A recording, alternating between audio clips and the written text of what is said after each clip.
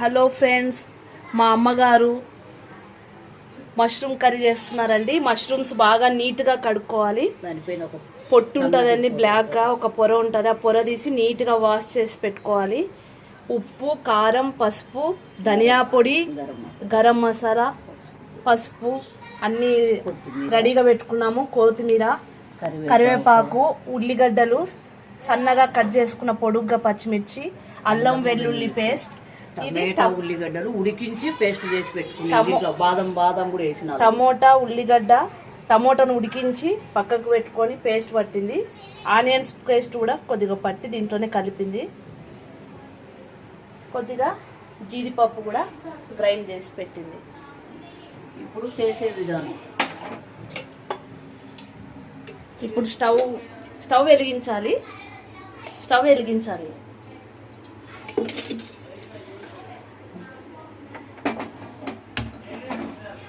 Stove వెలిగించిన తర్వాత oil పోసుకోవాలి.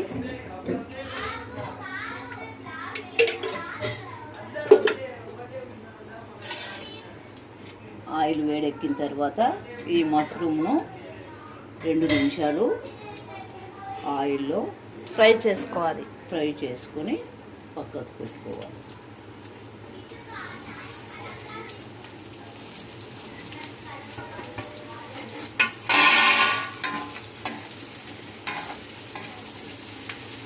ఇలా చేసుకోవడం వల్ల గొప్ప మెత్తబడిపోకుండా మంచిగా కర్రీ చేసినప్పుడు మనకు కనపడుతూ మష్రూమ్ కనిపిస్తూ ఉంటుంది.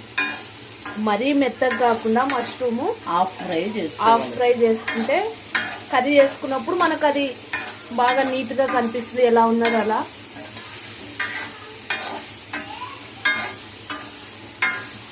లేకుంటే చాలా మెత్తబడిపోతుంది డైరెక్ట్గా కర్రీ చేసామంటే. అది స్మూత్గా ఉంటుంది చూడడానికి.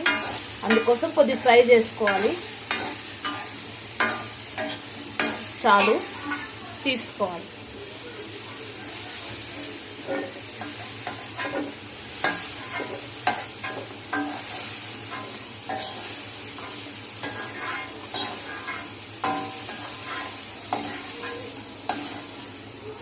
ఏంది వెరైటీ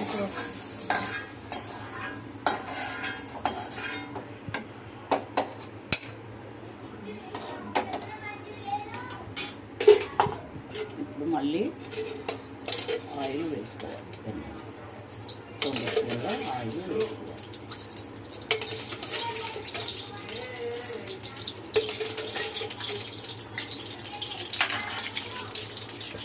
ఆవాలు, జీలకర్ర, శనగపప్పు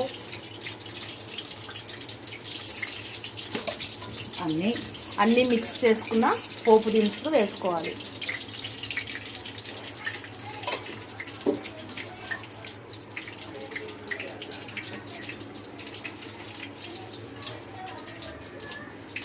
ఒక ఎండుమిర్చి, 2 ఎండుమిర్చిలు వేసి వేయించుకోవాలి. కరివేపాకు,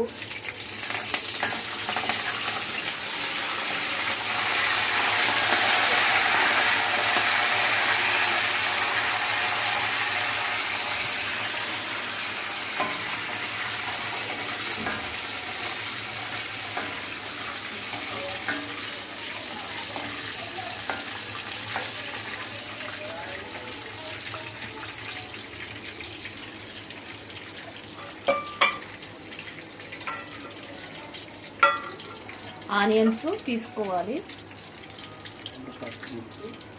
పచ్చిమిర్చి,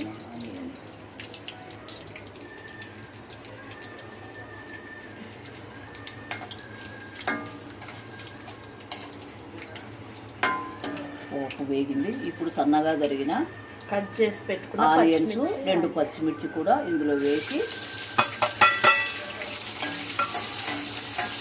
కొద్దిగా ఎర్ర రంగు వచ్చే వరకు ఫ్రై చేసుకోవాలి.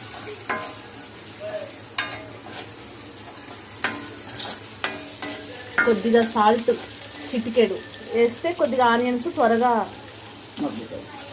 వేగుతాయి.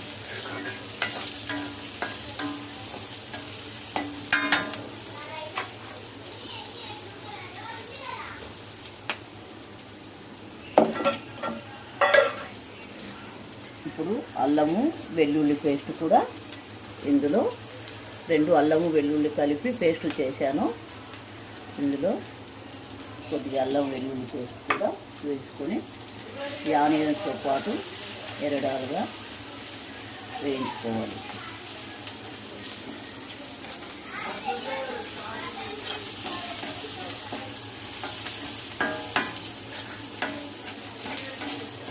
కొద్దిసేపు మూత పెట్టి సన్నటి మంట మీద ఎర్రగా వేయించుకోవాలి. ఇప్పుడు టమాటా, ఆనియన్స్, కొద్దిగా 4 బాదము, 4 జీడిపప్పు వేసి మెత్తగా చేసుకున్న పేస్ట్ ఇది. ఈ ఆనియన్స్ వేగిన తర్వాత ఈ పేస్ట్ ఇందులో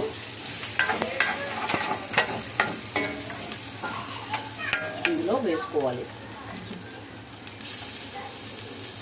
ఇది టమాటా, ఆనియన్స్, జీడిపప్పు 4, బాదం పప్పు 4 వేసి ఉడికించి పేస్ట్ పట్టుకున్నాం మిక్సీలో. ఆ పేస్ట్ ఇది గ్రేవీ కోసం ఇది. ఆ పేస్ట్ను ఇలా వేసుకోవాలి. పసుపు కూడా కొద్దిగా వేసుకోవాలి.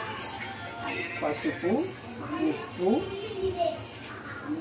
కారము 2 స్పూన్ల కారము, 1 స్పూను ఉప్పు, కొద్దిగా పసుపు, ధనియాల పొడి, కొంచెం గరం మసాలా పొడి,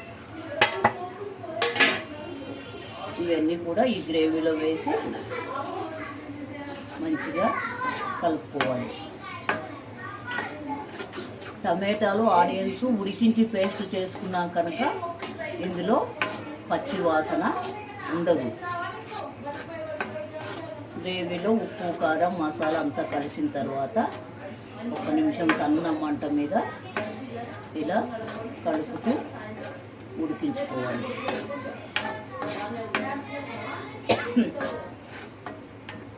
ఆనియన్స్, టమాటా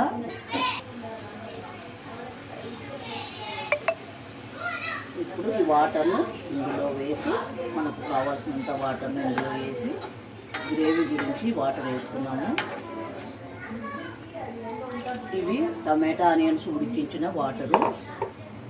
మళ్ళీ ఇందులోనే గ్రేవీ కోసమని ఆ వాటర్నే వాడుకుంటూ ఉన్నాను. సన్న మంట మీద ఈ గ్రేవీ మెత్తగా ఉడకాలి. పైన ఆయిల్ తేలేంత వరకు ఒక 5 నిమిషాలు గ్రేవీని మంచిగా ఆయిల్లో ఫ్రై చేసి ఉంచుకున్నాం కదా, అది గ్రేవీ ఉడుకుతూ ఉంది మంచిగా. ఇప్పుడు ఈ మష్రూమ్ కూడా ఇందులో వేసుకోవాలి.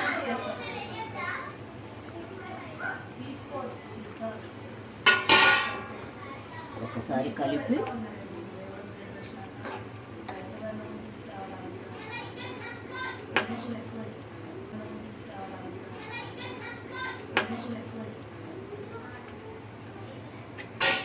తరిగి పెట్టుకున్న కొత్తిమీర ఇందులో పైన కొద్దిగా వేసి 2 నిమిషాలు. ఇప్పుడు ఉప్పు, కారం అన్నీ పర్ఫెక్ట్గా సరిపోయినాయో లేదో కొంచెము మసాలా పేస్ట్ని తీసుకొని కొద్దిగా టేస్ట్ చేస్తే ఉప్పు, కారం అవి సరిపోయినాయి. మసాలా మష్రూమ్ కర్రీ రెడీ అయిపోయింది. ఉంటానండి ఫ్రెండ్స్. మీరు కూడా ఈ కొలతలతో మష్రూమ్ మసాలా కర్రీ చేసుకోండి, చాలా బాగుంటుంది. ఎంత బాగా అయిందండి. హోటల్లో చేసినట్టు చేసేసింది మా మమ్మీ. హోటల్ పనికిరాదండి, ఫ్రెష్గా. వావ్, ఎంత బాగుంది చూడండి. ఒకటి పెద్ద కొడుకు ఇస్తుంది, ఒకటి చిన్న కొడుకు ఇస్తుందండి. అందుకే ఒకటి చిన్న కొడుకు, ఒకటి పెద్ద కొడుకు, ఇద్దరికి తయారు చేసి మమ్మీ గిఫ్ట్గా ఇస్తుంది. వాళ్ళకి ఇష్టమని కర్రీ ప్రిపేర్ చేసింది. బిర్యానీలోకి అండి, ఇది బిర్యానీ అవుతుందండి.